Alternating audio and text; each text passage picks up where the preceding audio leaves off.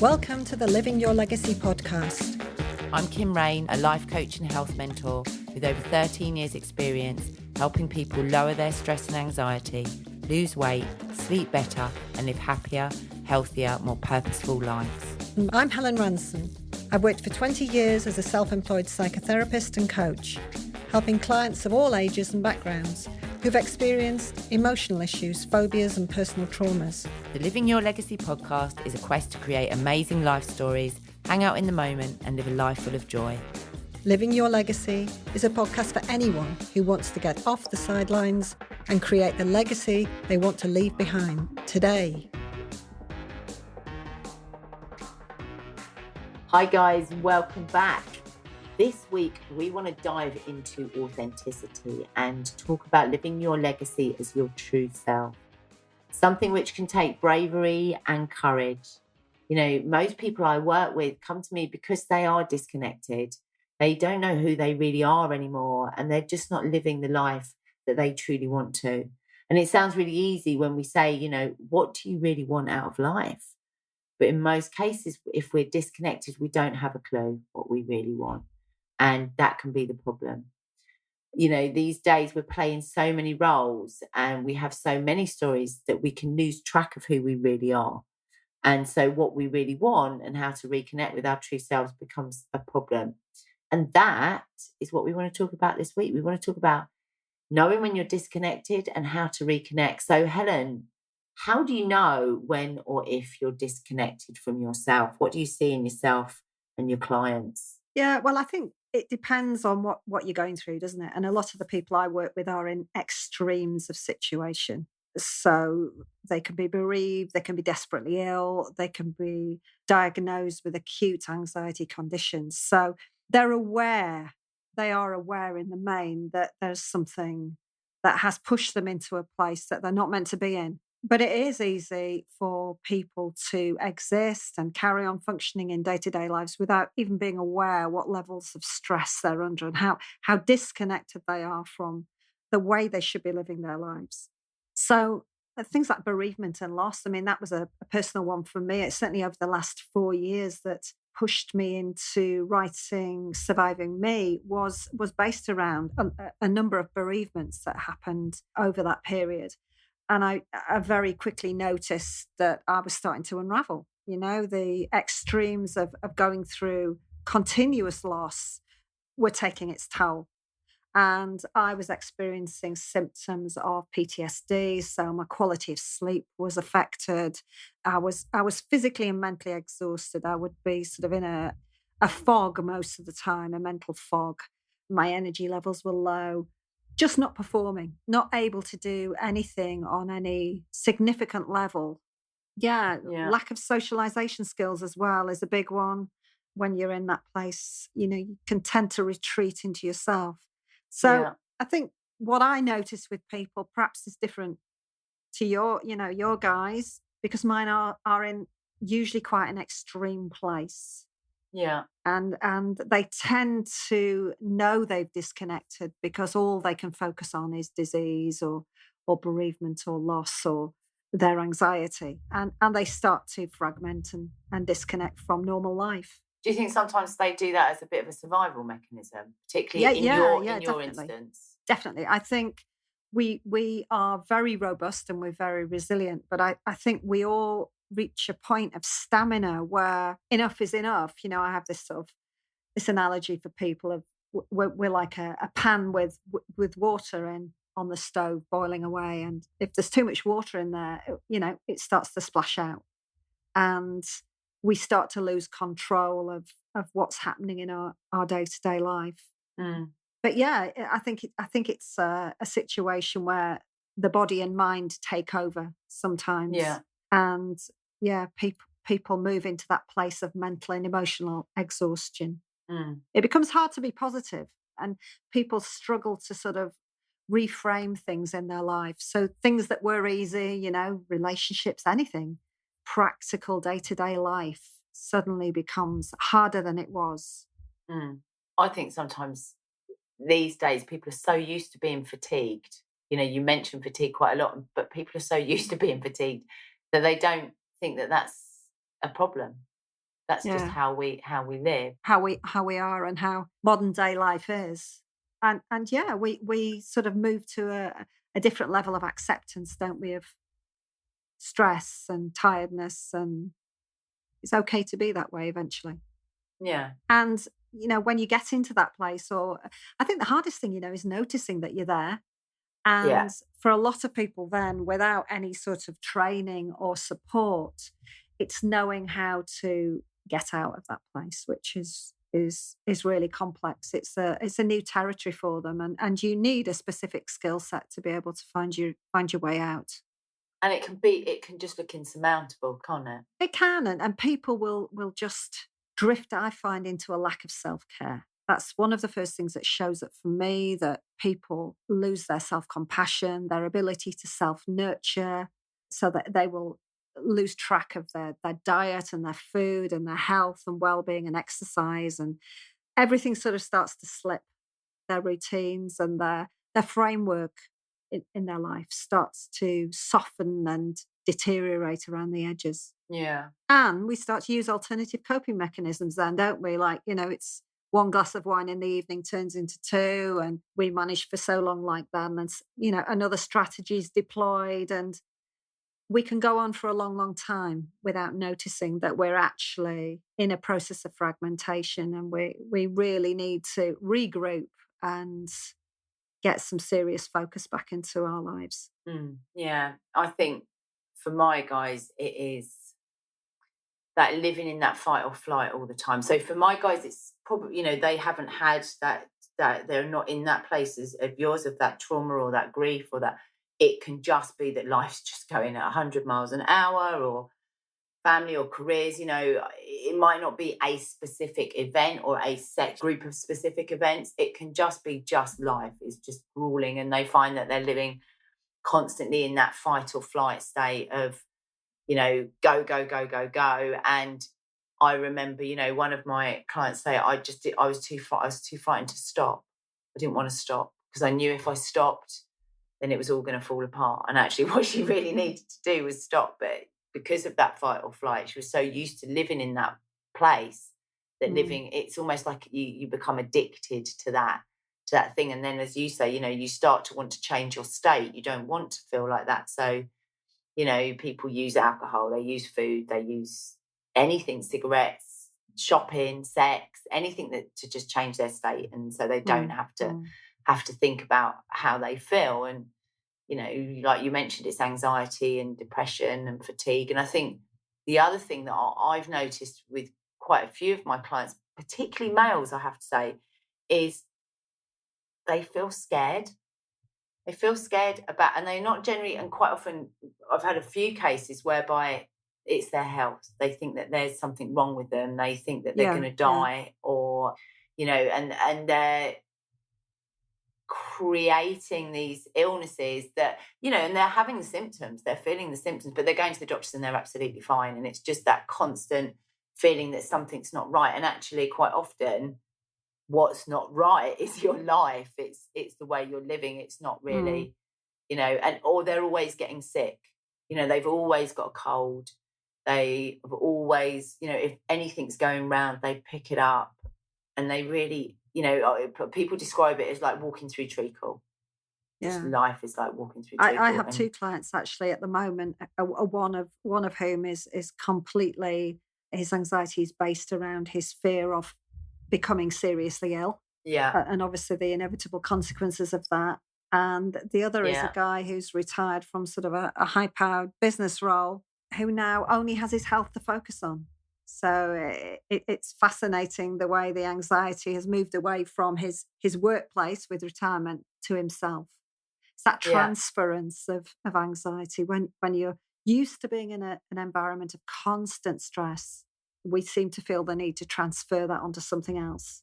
Yeah, yeah, and it's kind of it becomes the norm, doesn't it? The body will always try and get homeostasis. It will always try and get that balance. And so, if the norm is being stressed and overwhelmed and anxious and having that's taken away from you, what is there if that's not there? If you Mm, don't know how to connect with yourself, And that's how I think that it can almost become addictive. I see people who are kind of almost addicted to feeling stressed. It becomes your identity, actually, doesn't it?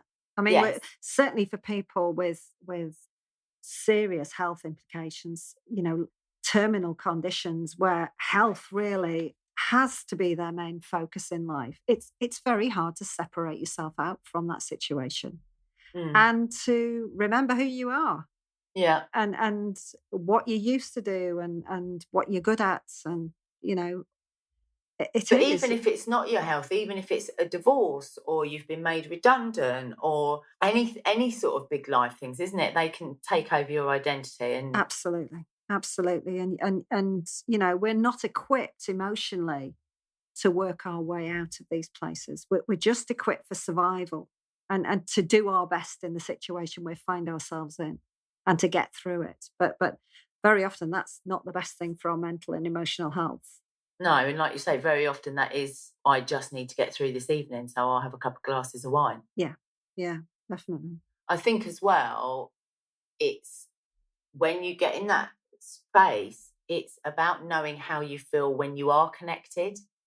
Because if you don't know how connected feels, how do you know when you're disconnected? And, I say to my clients, and when they get it, oh my goodness me, it's like this opening this Pandora's box of goodness. Out comes energy. They're engaged, they're learning, they're moving, they're socially, like you were saying about socially, how you suffer, they're connecting socially, they're being adventurous, they're going back to having fun and they're in flow basically. It just all feels right. And, they're grabbing life by the balls, so to speak. Mm. But we're just, if you don't know what that feels like, You're very right. People don't recognize that place. yeah. They really don't recognize what it feels like to be chilled and relaxed and to be able to. We're back to being able to sit still, aren't we? It's the Yeah. old, people are uncomfortable with feeling calm because we're just so used to being in a different place. We're so used to being stressed. And It's a bit of a fashion now as well, isn't it? I think it is. Yeah, I think it is. I think that I can remember really when I was, when I was struggling and really disconnecting from myself. But one of the big thing was I wouldn't sit and do nothing because I felt a bit guilty about it. And it just felt odd and it was just not the done thing. If you sat around all day and or you said, or you sat and read a magazine, people would look at you like, what do you do with your life? You're lazy Well, it always almost. it always appears strong if you're doing rather than being, doesn't it? Yeah. It's if you seem to be carrying on and stiff upper lip. Yeah, it's a typical British thing, isn't it? That we fall under the spell of. And actually, it's quite scary the thought of sitting still and feeling those emotions that terrify you, Yeah. and being inside your own head without distraction. It's a scary place to be. Mm. What do you think? What causes us to disconnect? Well, I imbalance, definitely. It's about imbalance of any sort, isn't it? Whether it's your health or whether it's your environment or whether it's too much of anything in your life, extremes of emotion, extremes of work. We need to be balanced, or we need to touch place with being balanced every day. We need to go back into that place and to regroup and re-energize, or we've just stretched too thin. It, Yeah. it's like trying to put, you know, half a teaspoon of butter on two slices of bread. There's not enough of us to go round. We're stretched thin, and the toast is dry, and eventually we hit burnout. So too much of anything. We're all unique. We all have different triggers, different coping mechanisms, but not living the right way for you. And that's about values, isn't it? And living your Yeah. life the way that is really meaningful and purposeful for you How would you makes you feel whole. how would you define values if someone's thinking, because values is one of those words, and what really are your values? How would you define that? How would people find those out? My rules. What makes me feel good? I'd go back to basics, and I'd look at my day-to-day life and what's important to me in the way that I live my life. What elements do I need to bring into every day of my life to make me feel positive, to make me feel personally rewarded? And I'm not talking about money here or materialism or things or houses or cars. I'm talking about emotions. What emotions do I need to experience each day to make me feel, unlike a square peg in a round hole? I've got to feel as if I fit with my environment around me, Mhm. that there's no discord, there's no lack of harmony. So doing all the shoulds in life without following your intuitive self, we lose trust in ourselves and our ability to make our own decisions, and we allow ourselves to be judged and guided along through life by everybody else's labels and everybody else's rule book. And it's very hard to stand out and not compromise ourselves and make our own rules and live by them. Yeah. We're a herd animal, aren't we? But basically, we're a herd animal that needs to fit in to survive. And in order to live by your own rules, by your own values, sometimes you're going to stand out. Sometimes you may need to declutter your life, which might be socially difficult, from relationships or people or work situations, or you know, eh, they're difficult moments that we don't like to face because we don't like conflicts.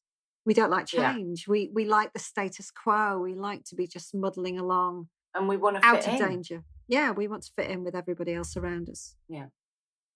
I think that one of the biggest things for me is like it is exactly that with it's not being you. It's not living in alignment with your own values and your purpose. And for me, in my work, one of the things that I do is quite a lot of work on values. And that's when we start to prod the soul, if you like, and some people can't quite get what that is. And then as you start to dig and they start to do that and get to that place where they can live in alignment with them, then life becomes a lot easier. And I think when you know your values and you're sure about what you stand for and what's important to you, it becomes easier. It becomes more natural for you to do. I think the other big disconnect thing is always playing the hero. The one of the big things that I see that people struggle with is constantly giving themselves away, constantly saying yes, taking on the other people's stories and always being the one that wants to help everybody out. And we call it that, being the hero and playing the hero, and that can be exhausting.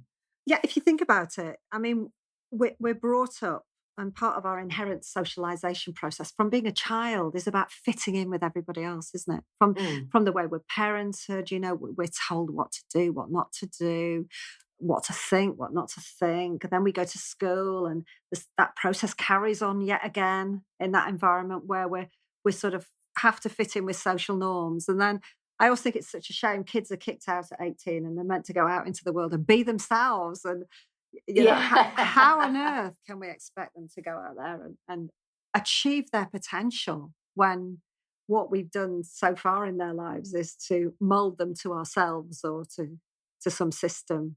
I was talking with a client the other day actually, and she was raising. We were talking about that sort of thing and her relationship with her children, and she had this light bulb moment where she said, actually, sometimes I'm so into manners. Manners they were so important for her as a child. That manners, and the amount of times that she silenced herself and her own views and what she thought because she had to have good manners. And, you can be yourself and you don't have to be impolite, but actually, how often do we teach our children to put on this act and have these great manners? And I'm not saying not saying please or thank you, but do you know what I mean? Just Yeah, not really yeah. silencing who they are. And like you're saying, then suddenly it's like 18, where you can be yourself now. And they're like, well, who am I? I don't even know who I am now because you've Absolutely. conditioned me to please everybody else. It's really hard for us to disconnect from ourselves, when in the first place, it's really hard to get to know ourselves, isn't it? Yeah. It's really Yeah. hard to learn about who we are. Yeah, unless you're very intuitive or very insightful. I mean, I do work with a lot of young people actually who have anxiety, and I always say to them, kids in their sort of late teens, you're really lucky that you're going through this now. This is a midlife crisis you're having, and this is an anxiety moment, and you're so blessed to be getting all this skill set together now and your own personal toolkit for surviving through anxiety and trauma at your age. Because Yeah, most of us, it takes a lot longer for yeah, something to happen to us for us to actually find out what really that's straws. matters and how Yeah, to live our lives. So it's a gift. It's a gift if that comes early to you in life in many ways. do you think it's the same thing for the children? Do you think it is just that disconnected with who they truly are? I mean, I know for some of them it's trauma, but we're hearing huge stories of lots of children that haven't had those sorts of traumas that are suffering really badly with anxiety. Do you think that's that? I think society is quite traumatic for our kids now. I think that they're under a lot of continuous pressures on a day-to-day basis. I think with social media, it brings a constancy into their environment of pressure. So when I was at school, for example, you would fall out with your best friend, and you'd go home, and you come back the Yeah, next day, and things were probably better after a night's sleep. yeah. Now it doesn't stop. There's WhatsApp groups flying about, and by the time you go back into school the next morning, that situation kind of escalated, Oh gone my on, God, yeah, gone everywhere. And the thing about social media for our kids is that it's it's 24/7. yeah. They can't get away from it. So anything that's disruptive in their life or from a point of conflict is always with them. It's in their pocket. But I think as well that social media is affecting the way that we're parenting as well. So that the children, like you say, they've got that side of it, but they've also got, well, us adults aren't doing much better with it, without keeping up with everybody and then putting that onto our children. Are their grades good enough? Are they working hard enough? Are Mm, they da-da-da? And trying to, again, we're not all round pegs. A lot of us are square pegs, and it's not always the right thing. And I think that we're, as parents, I know that I disconnected. I was very disconnected with from who I was and who what my own personal values were when my children were younger. And so I was so busy worrying about, that we had to all fit and we had to all meet this mold, that actually, probably was putting a lot of that onto my children, and causing them anxiety of a. definitely. And I mean, but parenting doesn't come with a handbook, does it? And probably at one of the most stressful points in our own life when we've got young children and the stresses and strains that puts on us, we're influencing them. Mm. It's a recipe for disaster, really, isn't it? When you think about Yeah. it, we're very fragile ourselves at that point in our lives, and we're so key in their lives in developing their self identity. Yeah, I mean, I'm just thinking as you're saying it, I'm thinking of my clients that that are in this place of disconnect, and I think of, actually, for the people that I work with who haven't, it's more of that slow burn and it comes on slowly. I think it does start when, I mean, it can start from a child, but then you come into a time when you go into parenting, or maybe you go on the career ladder and and again, you're trying to be all these different people. You're trying to fit into all of these different roles. And I think that actually over time you forget who you are. I quite often say to my ladies, by the time you get to sort of perimenopausal, which is quite often a time that I find that it really gets it kind of reaches its crescendo. To me, most women, particularly, but men as well, but you've had children, you've given birth a couple of times, possibly. You may have been through IVF, which plays havoc with your body. You get then on this role, and you've got the parenting. For many women, we've had careers, and you've done your best to have a career. You've got your family that you're managing. You've got all of this sort of all these roles that you're trying to play, and actually, ultimately, who are you? Who the hell are you? And you don't know, and it's just balls all up in the air all over the show, and it's just Mm, really mm, difficult to understand. And I think that we are so scared of failing. We're so scared of being found out. What's it called? Imposter syndrome, and mm. this fear all around us all the time, this constant fear that we're going to, not be good enough, that we're going to be found out, that all all these things that our children aren't going to be good enough, that our relationships aren't good enough. And actually, it can be really difficult. And for me, I think that with my clients, I do get the clients that are more in the midlife crisis, I guess. You know, that point in your life where you just look around and think, what's going on? I don't even know this person anymore. The other thing that I think causes people to disconnect is materialism. I really do believe, you know, if I had £1 for every time somebody says to me, but it's good money about their jobs, but it's good money.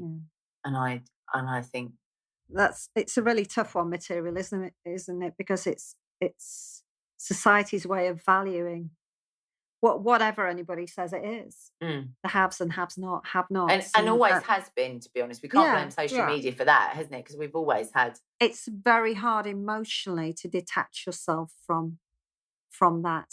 Yeah. As a means of valuing your own success. I think as individuals, that's one of the main issues with disconnecting, that we don't have our own constructs inside to measure our own success. We don't know when we've done a good job. We need somebody else to tell us. We've not developed that part of our identity that enables us to feel satisfied and pleased with ourselves. Yeah. And that's, that happens in our developmental stage, in very early stages of our lives, when we're told whether it's a good job or not. Yeah. I have to say, though, working on my own and having, my own business and being my own boss, I really miss someone going, well done, Kim, great job. Because there's nobody tells you that when you work on yourself, you work on your own. Nobody says, great job, well done. And actually, I really miss that. And I've had, one of my clients is a lady who, has lives her husband. They've got an amazing house, great life. And she stopped working and had her children. And she said one day, and I thought that's so right. She said, but nobody's, her husband goes to work every day and he's got a cheerleading team. So he owns the business as well. So he's like, oh, you're great. Da, da, da. No one says to her, brilliant job. Thanks for getting those pants in the drawer. Everyone says when they're not in the drawer. But, I think we all need someone to say, well done, well done.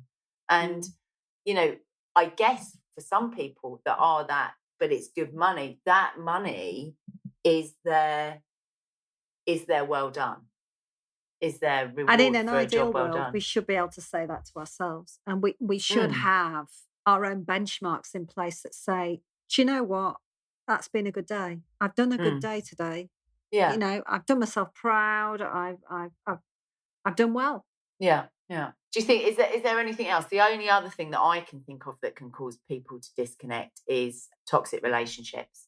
I think that people can find themselves, and then that can be a really scary one, because if you are disconnected because you are in a toxic marriage or you have members of your family or anything, ultimately you can feel really trapped. And in order to reconnect with yourself, at some point you're going to have to possibly withdraw yourself from that relationship. And that can just, again, it's that fear. It can just seem so frightening that it's safer to stay where you are. And yet it can be a real source of disconnect, And then there's those relationships that are so difficult, but you can't leave them. And the one I'm thinking of is as a mother with children. Yeah. That old adage, you're only as happy as your saddest child. So constantly, I'm sure you do, I find myself emotionally dragged down and disconnected all the time by my kids. As soon as something goes wrong, my mood will change, and I shift into a space where I'm jangling and my nerves are shot and they're sucking the life out of me. And, they're through it in a moment, aren't they? And then they leave you there hanging. Yeah. I have... like a dried out husk. waiting for the sun to come back out in your own life. They've moved on, they've gone back to school and the friendship's been, oh yeah, we're better. Of course we're friends again, and that thing as a mother, to me, is one of the most difficult of relationships. Yeah. That you just can't walk away from. No. But it constantly affects you, however old they go. And even, that's what I was just going to say, no matter how old they go. I think my mum would still say that about me, that she has that. One thing though, that when that comes up with clients, one thing that I do say is, when it comes to our children, and I may have said this before, but ultimately it's about building resilience. And we as mothers, and particularly as mothers, we want to dive in there and we want to make everything okay and put it all right for our children. And actually what I've realized now is, do you know what? Sometimes they need to go through this. They need to go through that learning and building that resilience for themselves. And it can be really hard to watch. But I think, you know what?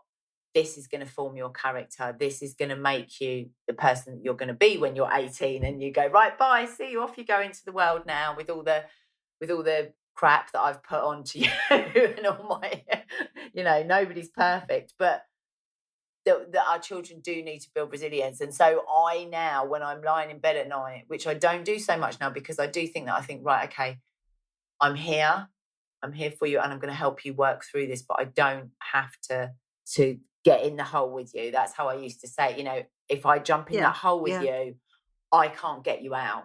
If I stand at the top, I can pull you out. But if I get in the hole with you, and this is the same with anybody, and I used to be the person that got in the hole. And then we're like, oh, now we're both in the hole.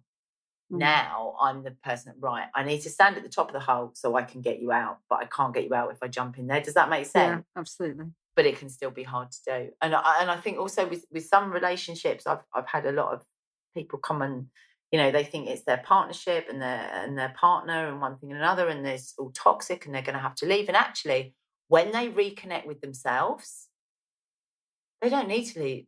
They realize that they are with the right person. Mm, They just weren't connected in that relationship or connected to themselves. So it's not yeah. always, It brings clarity, doesn't it? yeah, totally. Being connected brings clarity. It helps you to make coherent choices about your life and what's right and wrong. It gets you in touch again. Yeah. So I guess the next question is, how can you connect with yourself when you're completely lost? Because like we said, it can seem insurmountable and you can, what would you do? How do you help people Well, here? back to basics. I mean, we've all done it. So look back at your journey so far. That's one of the exercises I do in the workbook, Yeah. Look back and see how you've coped. We've all been through difficult periods in our lives, difficult moments, difficult times, and we have deployed some sort of coping strategies, whether it's been asking for help or support, or we've managed to muddle through ourselves. So we all have that resilience inside Mm, us, and we've used it many times already. So looking back, looking down that timeline, like things might not be comfortable, but we get through. We do get through. And going back to the basics and concentrating on, simple things in life like sleep and food and exercise and fresh air and all those basics that we focus on with our children. We, as adults, we need to get back into those spaces. Have we laughed? Have we played? Have we socialized? Has our day been balanced in all those ways? And making each day a new page in that notebook. Just whatever happened to yesterday, it's gone. yeah. Turn over the page. You've got a lovely clean sheet of paper for today, and start again. Start again and go back to those things that that work for you. For me, I'll go and sit at my piano and play for an hour, or I'll do my yoga or walk. Or we've all got our things, that we can relate to, that take us into places where we're not stressed and anxious, and we just need to do more of them. Things where the time flies by. Yeah, yeah, and we're daydreaming a little bit. We're not too focused. We start to notice things again in life, like the sunshine and the colors and those moments when you're really there. Notice what you're doing then. Don't focus on what makes you stress. Focus on the times when you're not, and bring more of those into every day. I always say to people, because they say, and I say, the first thing you've got to do is learn to listen. You've got to learn to listen to your body Mm. and and the thing is, I think people, I need to reconnect. I need to reconnect. That's what people come to me with. It's like, they might have 12 sessions, but actually what they want to do is do it in the first one or two sessions. It's like, right, come on, let's get on with this. I need to do it. And it's like, well, how do you do it? I always remember one lady saying to me, it was about purpose really, but the whole thing was about the disconnection. And she said, oh, how do I do it? Tell me what to do. And I was like, well, there isn't a strategy. There isn't really a, oh yeah, go and do, it's not like going to the gym and doing a workout, do this, this, and this, and this, and this is how the strategy comes together and it all works. It really is about, listening to your body and starting to actually think about you and find out what's really important in your life. Work out what your values are.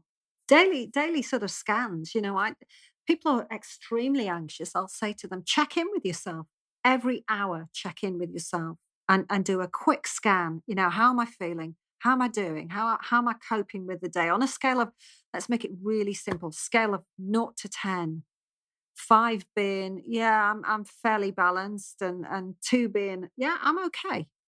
Where am I now? If I'm not good, do something about it. Change what you're doing. But keep going into that place where you're looking at yourself and you're noticing, and as you say, listening to your body and your head and your emotions, and stopping those spirals go out of control, which will lead to disconnect. Or just form really bad habits for us, so that it becomes the norm to be in that place.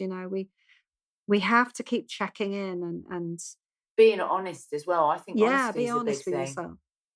And maybe with other people, if you can, honesty and learning to let go of certain things, learning to let go of the stuff that doesn't serve you, learning to, if there is something that's going round and round and round in your head, we were talking in another episode about going over the past, actually letting go of that. And I think to round off, it is spending time doing what you love. I had a client who's taken up singing, another one that's dancing.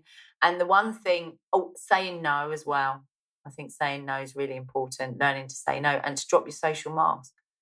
Maybe you need to withdraw from society for a little bit. Maybe you need to take time out. Maybe you need to spend a day away on your own and just not surround yourself constantly by people and distractions, and so that you're not reacting all the time. Are those your takeaways? Takeaways from today? So, no, the 3 big takeaways. Go on, what are your 3 big takeaways? Oh, me.